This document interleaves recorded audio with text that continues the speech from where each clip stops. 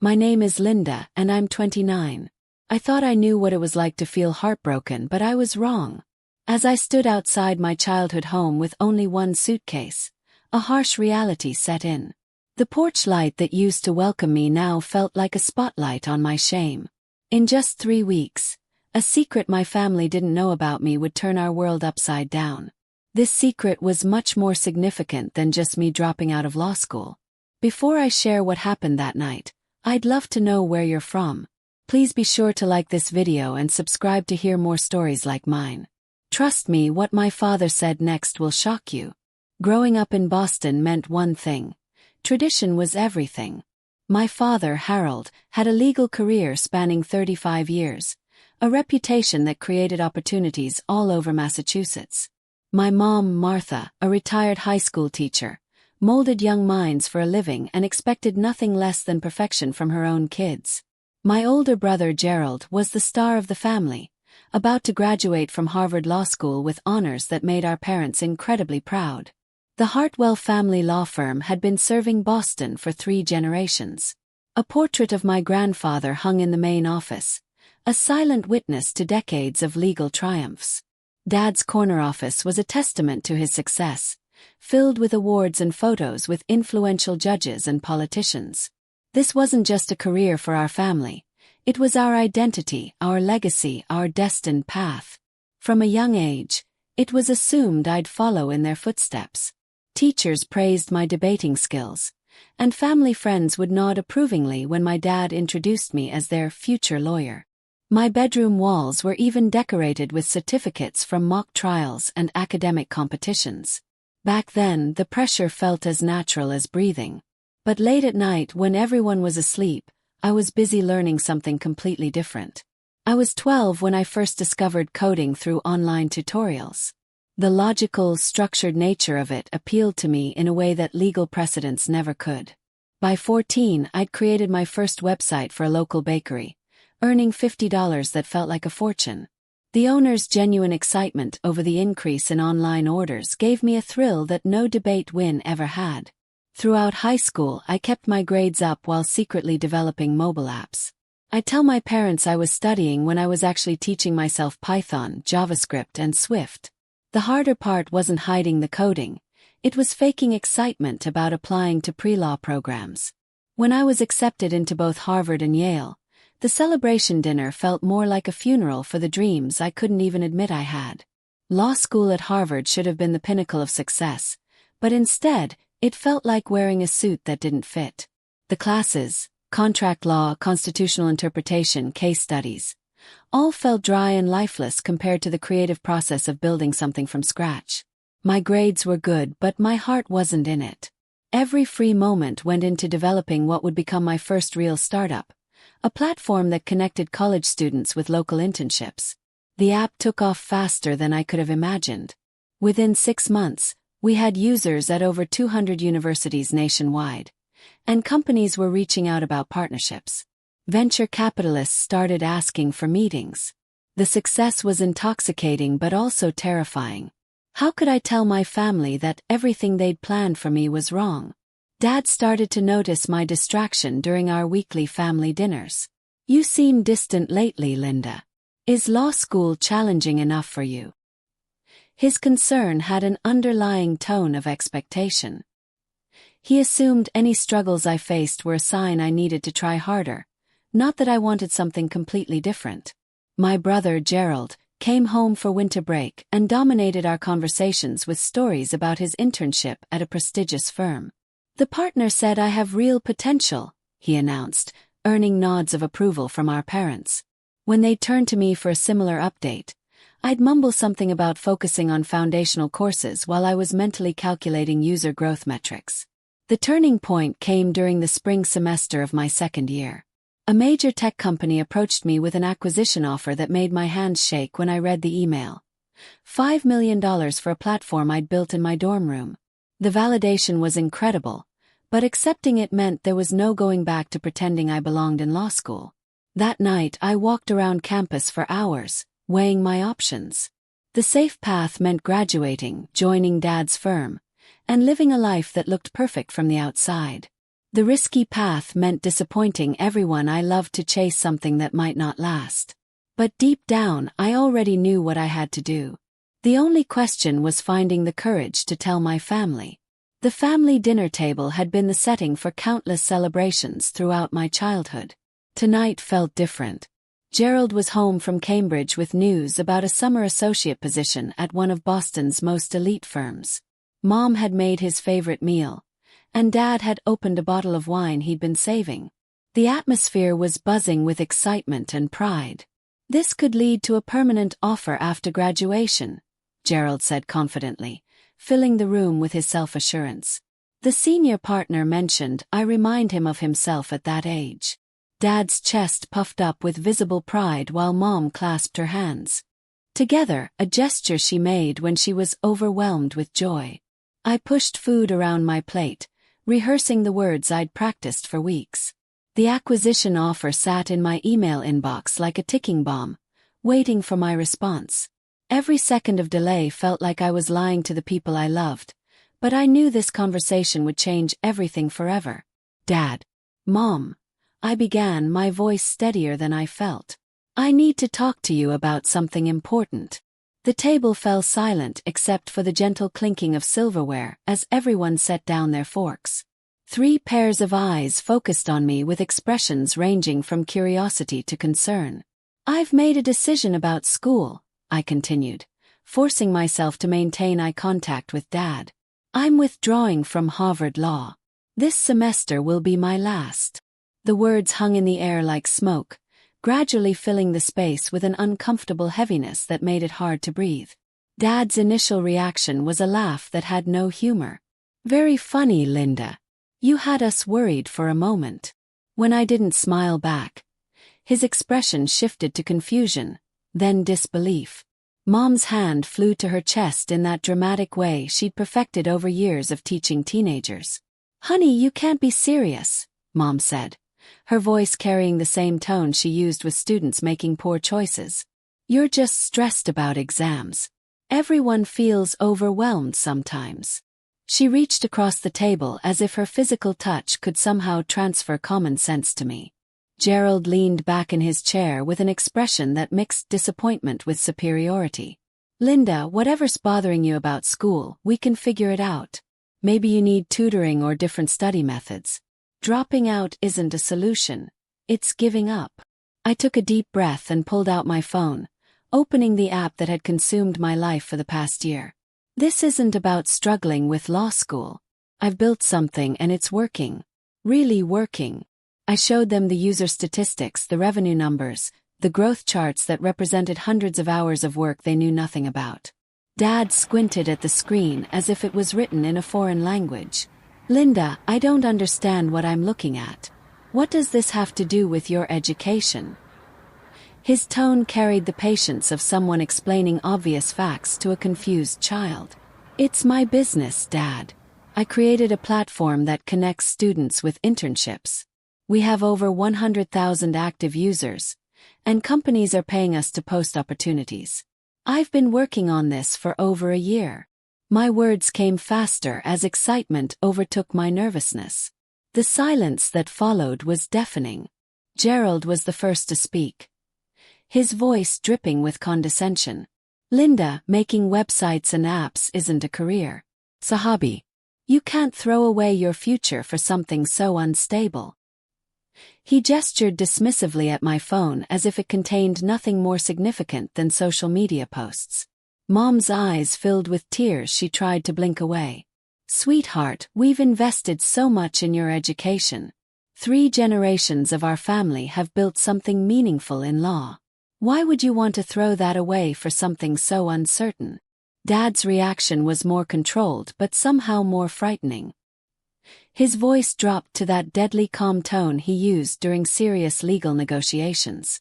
"Linda, I'm going to assume this is some kind of phase brought on by academic pressure. You're going to finish this semester, take a summer break to clear your head, and return in the fall with a better perspective." "I'm not asking for permission, Dad," I replied, surprised by my own firmness. "I'm telling you what I've already decided. I submitted my withdrawal paperwork this morning." The confession felt like stepping off a cliff, exhilarating and terrifying simultaneously. That's when Dad's careful composure finally cracked. His face flushed red as he stood up so quickly his chair scraped against the hardwood floor. "You did what? Without discussing it with us, after everything we've sacrificed for your education." His voice rose with each word until he was practically shouting. The conversation devolved into accusations, pleas, and arguments that would haunt family dinners for years to come. Gerald called me selfish and irresponsible. Mom sobbed about wasted opportunities and broken dreams. Dad paced the dining room like a caged animal, listing every reason why my decision was catastrophically wrong. But what hurt most wasn't their anger. It was their complete inability to consider that I might know something they didn't. When I tried to explain the acquisition offer, they assumed I was being scammed. When I mentioned the platform's success metrics, they dismissed it as meaningless numbers. Their love for me was real, but so was their certainty that I was making the biggest mistake of my life. The evening ended with everyone retreating to separate corners of the house, leaving me alone with the wreckage of a conversation that had gone exactly as badly as I'd feared. Tomorrow would bring either reconciliation or consequences I wasn't prepared to face. Sleep was impossible that night. I lay in my childhood bedroom staring at the ceiling stars I'd stuck there in middle school while angry voices echoed through the hallway. Dad made phone calls to people he thought might talk sense into me. Mom cried to her sister about where they'd gone wrong as parents. Gerald typed furiously on his laptop, probably researching statistics about college dropouts to use as ammunition. Morning brought no relief.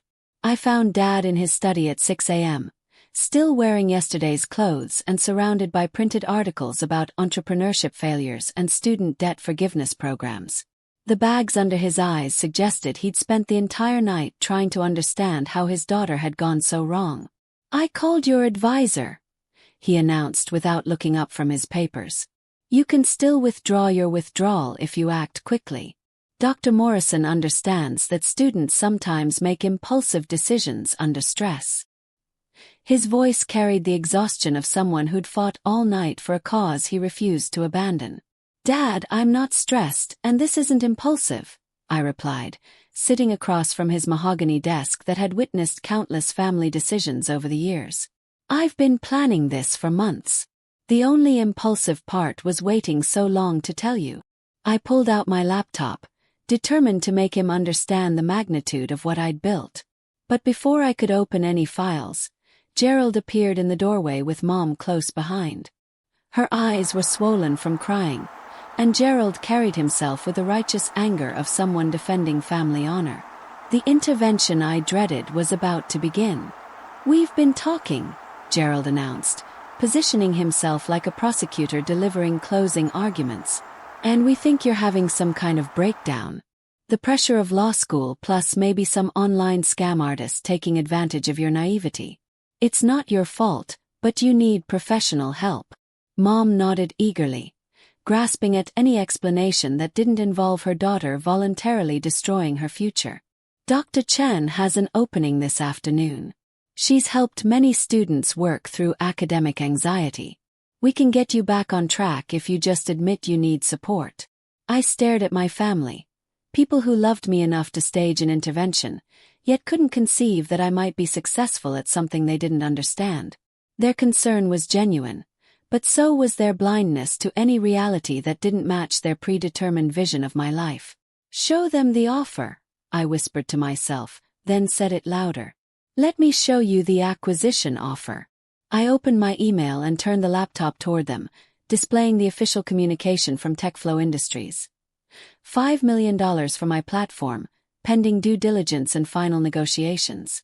Dad grabbed the laptop and read silently, his expression cycling through disbelief, confusion, and something that might have been recognition. Gerald peered over his shoulder while Mom clutched the door frame like it was the only thing keeping her upright. "This has to be fake," Gerald declared after reading the entire email chain. "Nobody pays millions for something a college student builds in her spare time. It's obviously a sophisticated phishing attempt." He turned to Dad for confirmation, But Dad continued staring at the screen with an unreadable expression. "The law firm representing them is Brennan Hollis and Associates," Dad said slowly. "I know them. They're legitimate." His admission carried the weight of someone whose certainty had just cracked down the middle. But instead of pride or excitement, his face showed something closer to betrayal. "Even if it's real," Mom interjected, her teacher instincts kicking in. $5 million won't last forever. What happens when it's gone? You'll have no degree, no backup plan, no security. She approached the laptop like it contained evidence of my terminal illness. That's when I made my final mistake of the conversation. I told them the truth. "Mom, the $5 million isn't my only option. I actually sold my first company 2 years ago to Google for $30 million. The words tumbled out before I could stop them, carrying a weight that changed the entire atmosphere in the room. The silence that followed was different from yesterday's shocked quiet. This was the silence of people processing information that didn't fit into any framework they understood. Dad's face went through several color changes before settling on a shade that suggested either fury or a heart attack. "You've had $30 million for 2 years. Mom's voice came out as barely a whisper.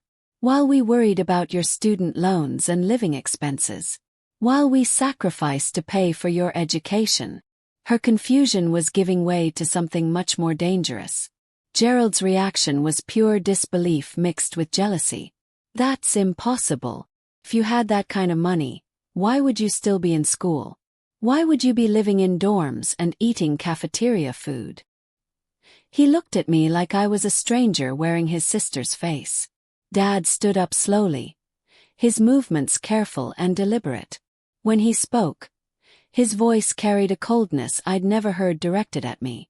"So, while your mother and I worked extra hours to support your education, while we talked about taking out a second mortgage to help with your expenses, you were sitting on enough money to buy a house. While we worried about your future, you were lying to us every single day."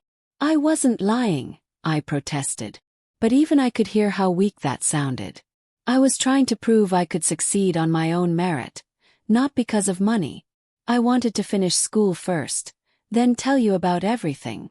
But my explanations felt hollow in the face of their hurt and anger. "Get out," Dad said quietly. "Get out of my house." When I started to argue, his voice rose to a roar that shook the windows. "Get out and stay out." The words hit me like physical blows, each one designed to inflict maximum damage. "You want to live like an adult with your secret millions? Then stop pretending to be our daughter who needs our support." Gerald nodded his approval while Mom turned away, unable to watch my exile but unwilling to stop it. The family that had loved me unconditionally for 29 years was collectively deciding I no longer belonged. The worst part wasn't their anger. It was understanding that from their perspective, I'd betrayed every value they taught me about honesty and family. I packed my belongings in a daze, grabbing essentials while leaving behind the accumulated treasures of a childhood that now felt like it had belonged to someone else. Photo albums, awards, mementos from family vacations. All of it stayed behind as evidence of the daughter they'd lost to deception and misplaced priorities. Walking out that front door with a single suitcase felt like dying while still breathing. The porch light that had welcomed me home thousands of times now illuminated my exile.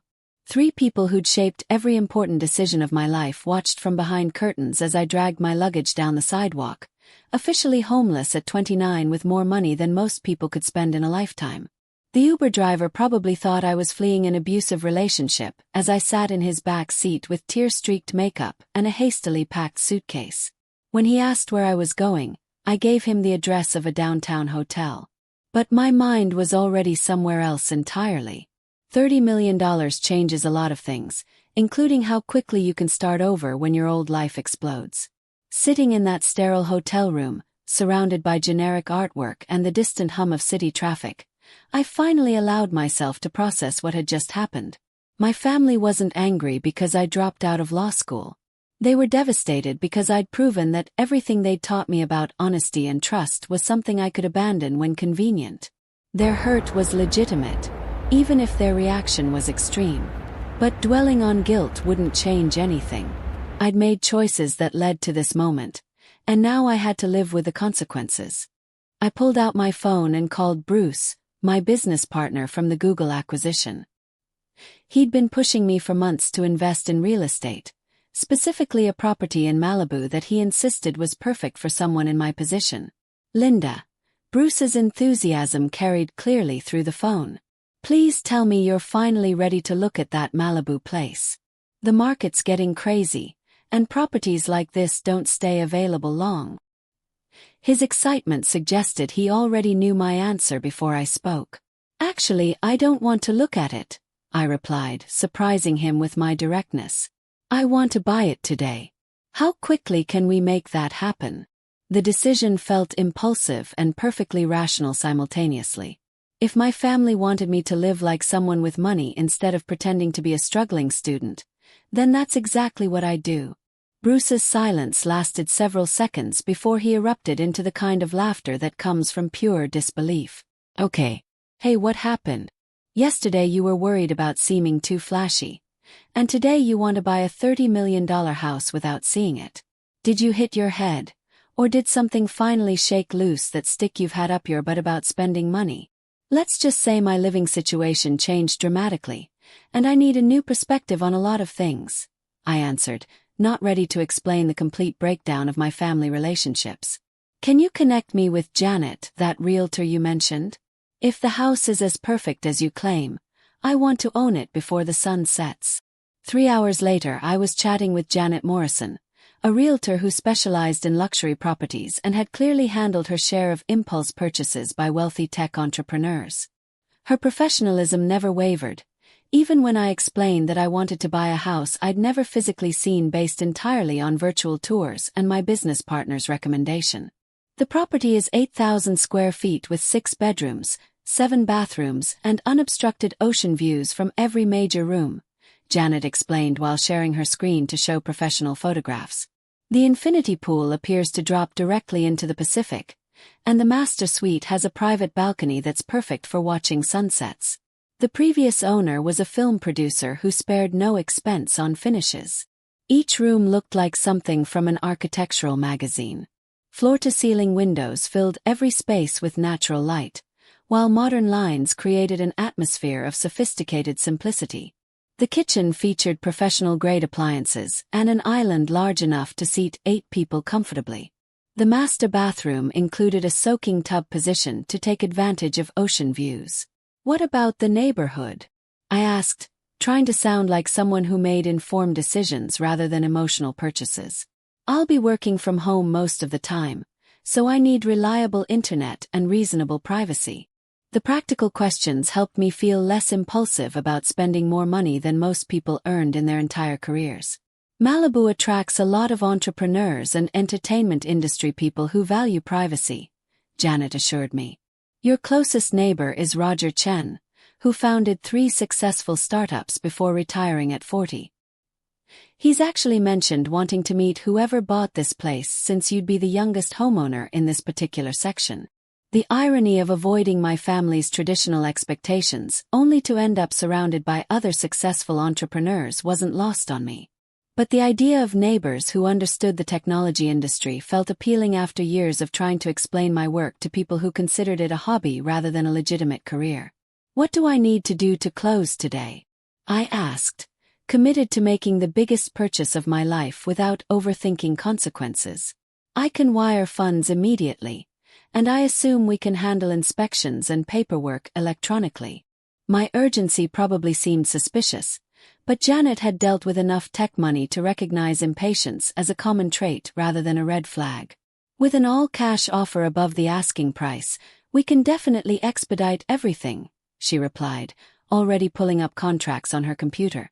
I'll need proof of funds, and we'll arrange for a virtual walkthrough with the seller's agent, but there's no reason we can't have you owning this property by tomorrow morning. By evening, I'd sign more documents than during my entire college application process. Proof of funds, purchase agreements, title transfers, insurance policies. Each signature felt like another step away from the life I'd known toward something completely uncertain. The wire transfer alone required 3 different verifications and a phone call to confirm I wasn't being coerced or defrauded. That night, I ordered room service and sat by the hotel window, looking out at a city where I'd grown up but no longer belonged. Tomorrow, I'd wake up as the owner of a Malibu mansion, officially beginning a chapter of my life that had no connection to anything I'd experienced before. The excitement was real, but so was the loneliness of having no one to share this milestone with. Bruce called around midnight to confirm that all the paperwork had processed correctly. "Congratulations, Linda. You're now the proud owner of one of the most beautiful houses on the West Coast. How does it feel to finally live like you're worth what you're worth?" His question carried more weight than he probably realized. "Ask me tomorrow," I replied, staring at my reflection in the hotel window. Right now, it feels like the most expensive way possible to avoid dealing with my problems. But even as I said it, I knew this wasn't about avoiding anything. This was about finally stepping into a life that matched my actual circumstances rather than the one I'd been pretending to live. The moving truck would arrive at the hotel tomorrow morning to collect my belongings, which consisted of a single suitcase and a laptop bag. Starting over had never been quite so literal. The drive from Boston to Malibu took longer than the actual house purchase, giving me plenty of time to question every decision that had led to this moment. I'd arranged for a Tesla to be delivered to the property, partly for practical reasons and partly because walking away from my family's expectations seemed to require embracing everything they'd consider excessive or unnecessary. When the Uber driver finally turned into the private driveway, my first reaction was disbelief that I actually owned what spread out before us. The photographs hadn't captured the scale of the property or the way the house seemed to emerge naturally from the coastal landscape. Modern architecture blended with environmental sensitivity, creating something that felt both luxurious and organic. "This is all yours?" the driver asked, his voice carrying the kind of awe usually reserved for celebrities or lottery winners. "Man, you must have done something right in life."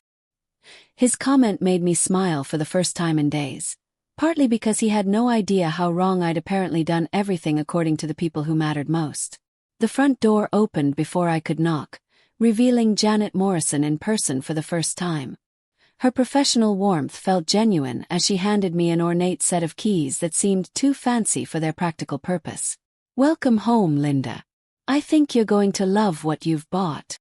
The entry foyer featured 20-foot ceilings and a view that drew the eye immediately toward the ocean.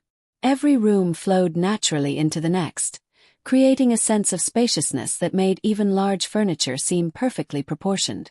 The infinity pool was even more dramatic in person, appearing to spill directly into the Pacific horizon. "The previous owner left some furniture that's included in the sale," Janet explained as we toured each room. "But feel free to change anything that doesn't suit your taste. With a property like this, personalizing the space is part of the joy of ownership." Her assumption that I had developed taste in furniture worth $30 million was flattering but premature.